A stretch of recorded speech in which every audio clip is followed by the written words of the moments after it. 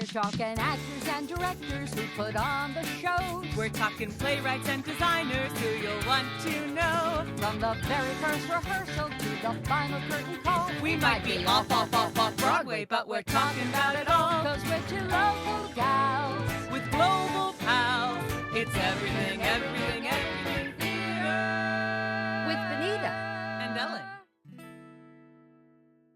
Hello, everybody, and welcome to the Everything Theater Podcast, the podcast where we talk about... Everything theater. I mean, heck, that's what we call it, right? That's right. Everything theater. And we're having some fun today. We're traveling, if you will, to New York City, to the Cullum Theater in Midtown Manhattan, for the magic of technology. And we're delighted to welcome Jasmine Still and Amy Frances Quint. They are... Well, Amy is clearly Lady Macbeth, and Jasmine is Macbeth performing. And this ain't no comedy, kids. Well, you'd be surprised. There were some funny moments. Yeah, very. Talk to us a little bit about, first of all, do you both come from Shakespearean training, or a little of this, a little of that? I'm more so of a little of this, a little of that. I got started in theater when I was about 9. I went to school for film, television voiceover commercial. That was the name of my major. It was the first of its kind in the country, and graduated. And since then, I've done across the board: theater, camera work, voiceover. I do a lot of voiceover from home, and I've done a little bit of Shakespeare in college and in high school, but Frog and Peach has become like my home for really learning Shakespeare and digging in. Amy? I do a little bit of this, a little bit of that. I trained at conservatory at Stella Adler and went to NYU Tisch, so you kind of do a little bit of everything. I love Shakespeare and have found a real home with Frog and Peach, so I kind of have lived in this world for quite a while now, and just love it. So it's the bulk of what I've done, I guess, theater-wise, but also all kinds of, crazy fringe festival, experimental, webcasts, all kinds of everything. So. Nowadays you have to. Sure, Yes. Frog and Peach Theater Company, which you're performing with, bills itself known for fast-paced, text-faithful productions that foreground the actor's work, making this a great opportunity for process-driven discussion. How does that land with you two? True to our rehearsal process, certainly. Linnea, our director, has a vision with every project that she approaches. And you can tell that she spends a lot of time with the stories, a lot of time with the text. She has a very rich world building in her mind that she does. And so when she comes to rehearsal, she's able to ground the quick pace in well fleshed out relationships that she's discovered for herself between characters in ways that become relatable in conversations that we would have in our everyday life with people that we know. She's excellent at that. And Amy has a lot more experience working with Linnea too, and can speak. Well, Linnea is one of the founders of Frog and Peach, and it came out of members of the Actors Studio. So, you think method, and that's not necessarily what you think of for Shakespeare, but to me it's astounding how natural that fit is, really. Part of the passion and mission of the company is that Shakespeare is not this alien elevated thing that's only for people with some kind of PhD from Oxford. It's about real people and immediate, messy relationships that are the things that we all feel, and how incredibly relatable they are. These are very, things that are sometimes, I wish, less apt now than they were 400 years ago, but sometimes upsettingly still is relevant. I have a daughter who's 9 who does a little Shakespeare class, and the way they kind of introduce some of these ideas is, sometimes we just have these really, really big feelings, and they're a way of getting in touch with those things and expressing them in kind of a safe way, but there's nothing unusual about them or strange or alien or, unreal about them. So um, it's about getting in touch with the humanity, and you'd be surprised how immediate that is with the text, whether you're going from your own experience or just following the sound and the rhythm and everything of the text. They marry up very closely and easily and naturally with each other. Is I was able this to tap into that. is this production a period piece, or have you updated the set and costumes? So Linnea is keen, our director. She does not impose a gimmick on things just for the sake of let's make it be in World War II, or let's make, it's about finding accents that feel true to the story. We're not going to be in medieval outfits. It's hints of the time, like you have swords. We're not suddenly like Baz Luhrmann's Romeo and Juliet or something like that. It's not gang warfare in Scotland. There are accents, but it's supposed to kind of bridge the gap between us now and them then in a way that kind of makes it feel enough hints that you feel connected to the past. But it's certainly not all Elizabethan collars and ruffs. So I'd say accents of period. I should point out you've referred to her. Linnea Benson is the director and the co-founder and artistic director of Frog and Peach Theater. Yes. So, yes, thank you. Yeah, I have a huge fondness of Macbeth. It's my personal favorite Shakespeare. I directed it in Chicago. It remains to be my favorite play I've ever directed. And I always reference a student matinee that we had. And speaking to what you were saying, Amy, of the feeling like it's foreign, that Shakespeare isn't understandable or relatable, I so vividly remember these young students watching it and gasping and audibly saying things when they were mad at Macbeth, and like they were so with it. So can you speak a little bit to the connectivity of the work and how doing it in 2026 feels? Is it different than doing it a couple of years ago, or have you had that discussion? It's one of the ways that we framed, our rehearsal process is around our current political climate, who our leader in the United States is, obviously, the rise of tyrannical leaders or leaders with tyrannical traits globally. That's what also drove her to choose to do Macbeth at this time. Mm-hmm. The ego and the fear and the greed that can drive someone to the destruction of their environment, the destruction of the people who they're supposed to lead and protect. That ego, and exploring how that ego develops, the journey that ego can take, what can trigger certain aspects of a personality like that to make decisions that would be harmful to the people they're closest to and to themselves, is a big part of why Linnea chose to explore this play at this time. So that we can offer whoever sees the show a safe space to reflect on who our leaders are, the ways that we're being oppressed. Not that we aren't shown that every day, but, theater will always be a safe space to be able to vent those emotions and reflect. we hope. We hope. Yes. Yeah. And it's our job to keep it so. Yeah.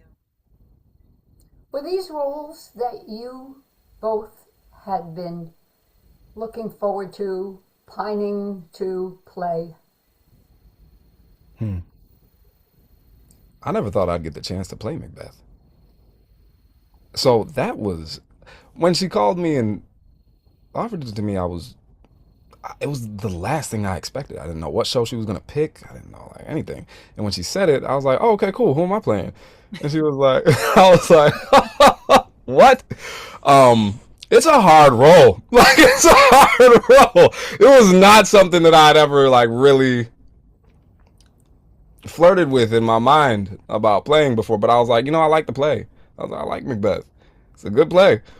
But it wasn't something that, like, it was funny because I had to do a monologue from Macbeth. I had to do the dagger speech from Macbeth in college.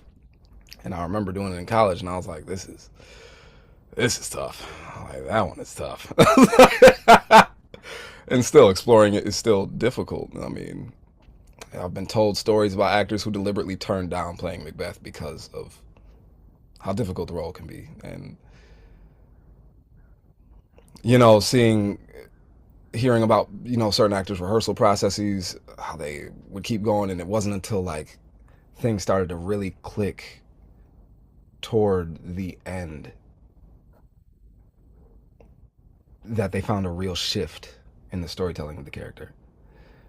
Um, so it's been a huge learning experience. I've been learning a lot. Linnea is a great director, and she's able to offer a lot of guidance, and I'm grateful for that because it's a big undertaking. Um, Learning that firsthand. You glad you did it? Yes, it's a hard role though. To And what you guys open extent? on the 6th, so Yeah. Yeah, you got to be there. yeah, that's right. What about to for you, Amy? Was Lady Macbeth on your short list? Well, I mean, like Ellen said, and I think this is true of a lot of theater lovers and Shakespeare lovers. This might be my favorite play. It is so beautiful, and I know, the witches and greed and this and I that's not kind of how I see this world. I see the beauty in it and the horror, obviously, but it's so beautiful. I got to play this role when I was in drama school, and I was like a baby, and it was great, but it was the wrong time. And then I had an offer to play this role, which I got when I was in the vestibule of my building, coming in with my newborn daughter, bringing her home from the hospital. And she was a hair under 6 pounds. And I was like, I can't do it. I have to keep a tiny human alive for the next few months. And I can't believe I have to say no. Um, so when this time it happened and the time was right and the feeling was right and I knew I would get to work with such a generous scene partner in Dasman, I was just thrilled. Yeah. I feel like one of the most differential elements to productions on Macbeth lie in the witches and how much you lean into the mystique and the magic. With your production, how has Elena treated those witches? Sometimes people double them as other characters, or what have you done with that? The witches are front and center. I've seen a lot of productions that cut out a lot of the witches, and I miss it so much. I'm like, it's so good. Um, I think what's interesting and maybe a little different about this production is that it allows equal space to both the supernatural and free will. Hmm. And you just have to go into it as a person and kind of path your own journey when both those things are presented to you as kind of equally valid. Um, and not being able to exist one without the other. So it doesn't just absolve the Macbeths by being, oh, it's totally spooky, but it doesn't take away any of the power that these characters, these witches have. There is a little bit of doubling. We have a witch who is Lady Macduff, which I find also quite powerful because of the way women are in this play in general. It's a lot of men, and there are certain roles and energies and strengths and vulnerabilities that women have that are really kind of nicely reflected in the times you do see women on the stage in this play. Hmm. I joked when we started, can we even say Macbeth? But we're not in the theater. Talk to us a little bit about any sense of the, magic, sorcery, spell, the stuff that comes along with this show. And the curse. Yeah, I mean, I for one am not superstitious, so I'm like, I don't mind going somewhere. I don't mind going to the theater. Macbeth, like I'm like, man, like, Macbeth, man, like yeah, just let it out.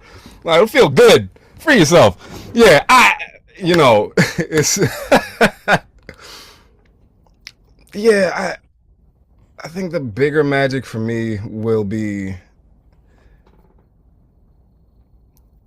the depths of human expression that will allow ourselves to have on stage. As simple as that is. That I think is the most magical part of it. I think she said something to us the other day where this show is very much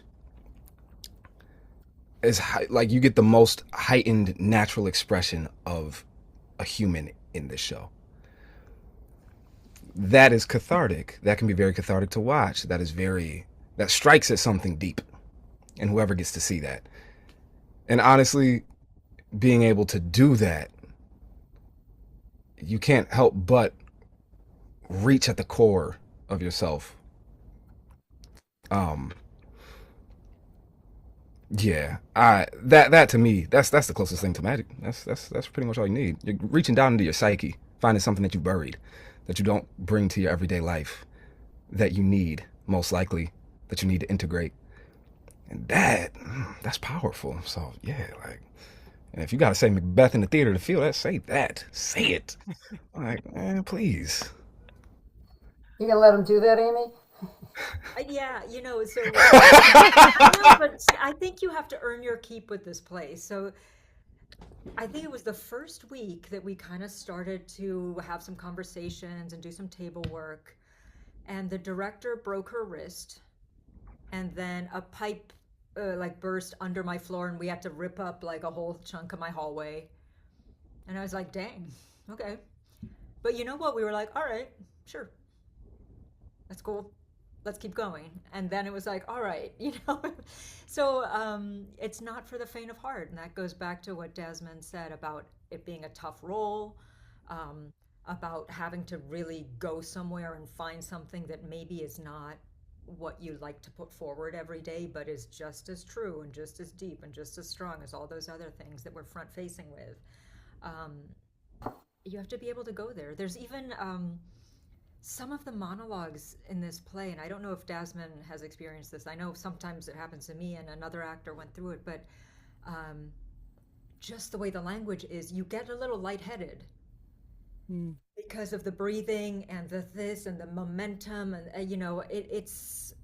it takes over like a wave. This language, and you can't stop for breath, and you go there, and it's just. It's a very powerful thing. So there's enough magic in it without Macbeth. You have to say it when you're in there, um, so it's kind of like what we were talking about before, the free will and the magic happening at the same time. They're part of each other. It's baked into the play. One thing I really love about these characters is that I feel when I directed it, my approach was like almost Macbeth and Lady Macbeth. They almost swap as the shows goes on. Lady Macbeth is so strong and so convinced of who she is and powerful, and then loses herself to her sanity essentially. Whereas Macbeth is, I feel, very kind of wishy-washy in the beginning and then becomes like super strong and driven at the end. And so it's just beautiful like character arcs that you don't see in tons of roles, that these guys really do change as the play progresses. So as actors, how do you approach kind of that arc? How do you start the play, and what steps do you take to get to where they land? I was just thinking about this in conversation with Linnea. Um, I think that goes to the central question of how much do I like the person that Macbeth is, and what is it that I like in who Macbeth is. Um, the same traits that end up twisting him onto a path that result in his downfall and the downfall of the love of his life and of the future that they could have had are some of the same traits that make him so appealing. Um, I was reminding myself the other day that he is the same man. Like everything that's inside him was inside him at the beginning of the play. The way that I see it, it was there at the beginning of the story. These dark impulses, these dark desires. In my eyes, everyone has dark desires. Everyone has things that they try and stuff down, and they choose the path that they can live with, which Macbeth, the way I see it, has been choosing for a long time. This is a man who's used to war. He's a very proficient soldier. He's very skilled. This is a strong person already who seems to hold on to certain morals that he feels he needs to stick to. And as a result of abandoning those, some aspects of him that he may not want to let out in the world come out. And those aspects are ruthless. Those aspects are greedy. They're hunger. The hunger that he has is deep. And that's not something that's always easily turned off in someone. And I mean, like, that's kind of like what we love to see in our athletes. We love to see an athlete who is so competitive, so driven, will do anything to get that basket, to get that point, who lets out their inner ugliness just to win. Like, people root for that. Wear their jerseys, wear their numbers, celebrate them for pursuing. We have the Olympics, we celebrate our heroes. And he's someone who possesses those qualities.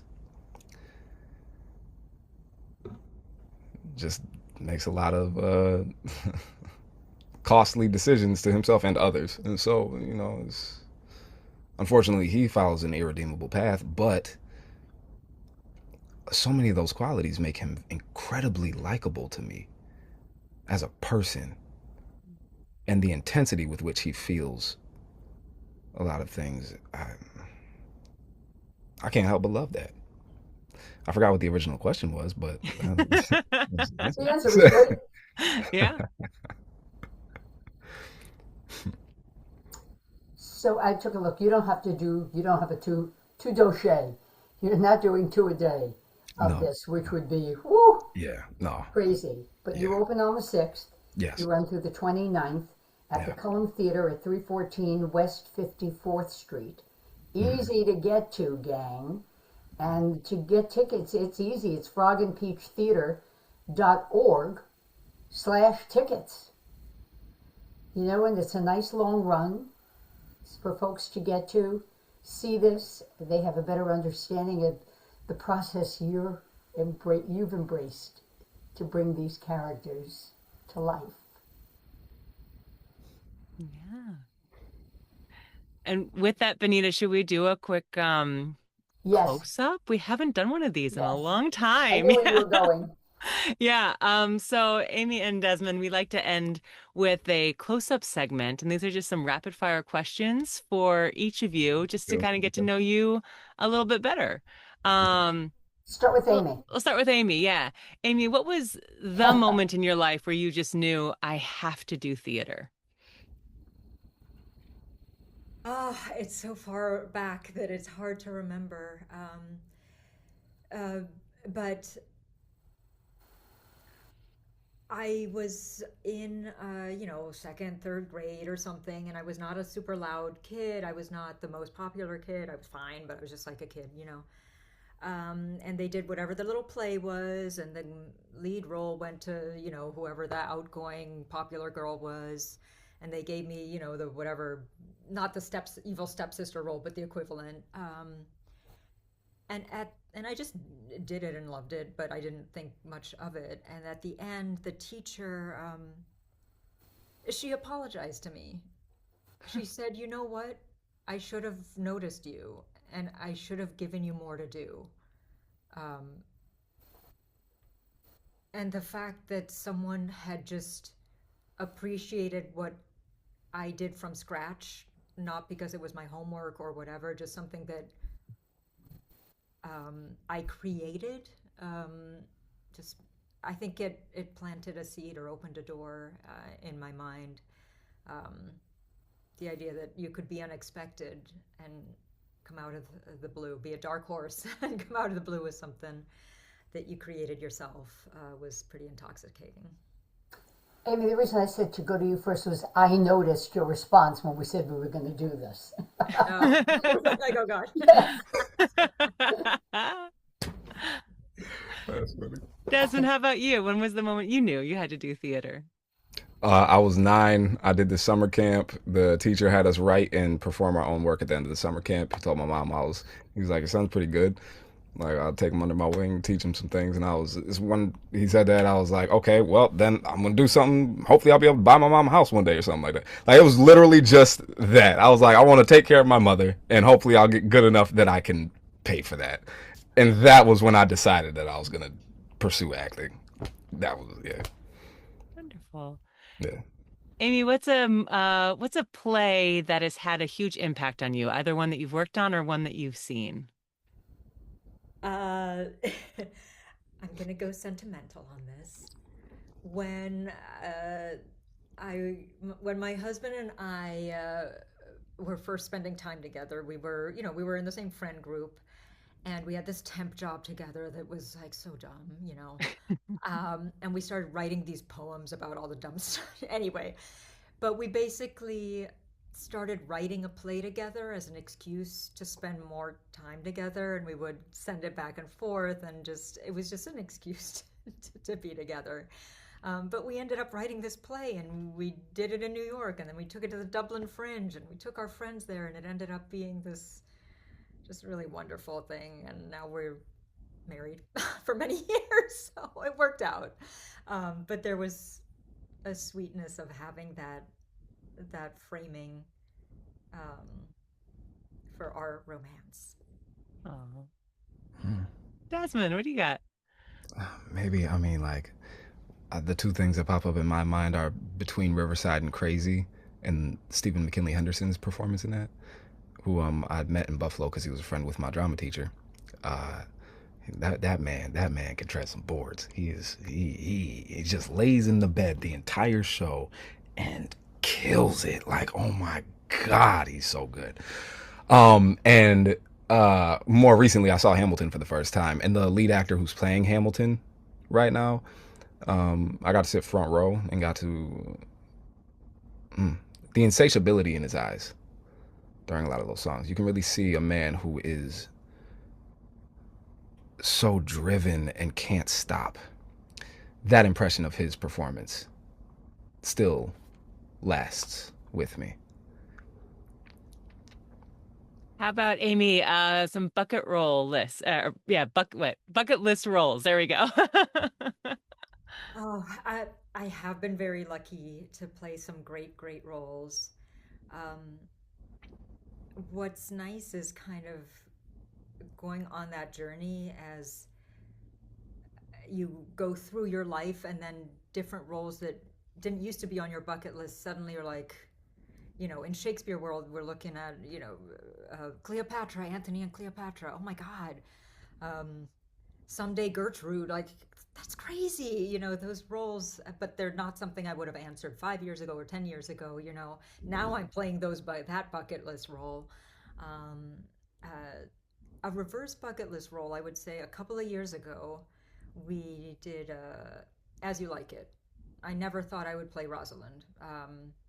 I thought my moment, I thought I'd aged out of it. Also, Rosalind is usually kind of tall and a little more androgynous or whatever, and I'm not tall, and the director took a chance on me, and it ended up being this really transformative, unexpectedly lovely and meaningful experience. And so I'm hopeful that my bucket list role is something I don't even know about and is just gonna hit me in the face unexpectedly. Yeah. Desmond? I'm taking reverse bucket list role with me. That's such a good way of thinking about it, because I'm like, of course, I never wasn't thinking about Macbeth on my radar at all. Like, yeah, I'll be like, this was a role that changed a lot for me. Growing up, I wanted to play Iago so badly. I love his manipulations through that entire show. It is just he's so good at it. Iago and what was the other one? That's so crazy because the other one that just popped into my mind. I would either one of the roles from Top Dog Underdog. Mm-hmm. Either one. Now that's a great play. And ooh, yeah, either one would be amazing. I just thrown. I teach acting 1 at UAlbany, and I have a student who picked a Top Dog Underdog monologue, and I just read their backstory paper for Lincoln, and it was like the best backstory I've ever written. And it was like so in Lincoln's voice, and I was highly impressed by that. I want to see it. Yeah, it was fantastic. Yeah. Excellent. Well, it's been so lovely talking with you both, and I hope you have such a fantastic run. We can't wait to hear about it. Broadway Beach Theater. I'll run Yes. it by you again. The 6th to the 29th, Macbeth. BroadwayBeachTheater.org/tickets, and at the Cullum Theater at 314 West 54th Street. Is it a big house, small house? What's it like? Like 90, Yeah, right. 90 seats. Oh, something like cozy. that. Nice. Yeah. Between 90 and 100 seats, I think. Yeah. Yeah. Lovely. Yeah, I'd say so. Well, break legs. Thank you. Not Very literally. much. Yeah, no, don't let the curse hit you. I didn't say it if anything happened. It's been a delight. Thank you so much. Thank you. For all our listeners, thank you. We'll catch you next time. I'm Ellen Cribbs. And I've Anita Zahn. Be well.